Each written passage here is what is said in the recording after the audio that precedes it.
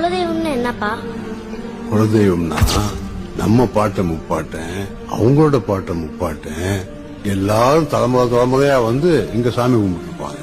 அவங்க எல்லாருடைய மூச்சு காத்தும் இந்த மண்ணிலைய இந்த சாமியை தான் சுத்தி சுத்தி வந்துகிட்டு இருக்கும். அந்த மூச்சு காத்தும் இந்த சாமியை சேர்ந்ததுதான் நம்ம குலதெய்வம்.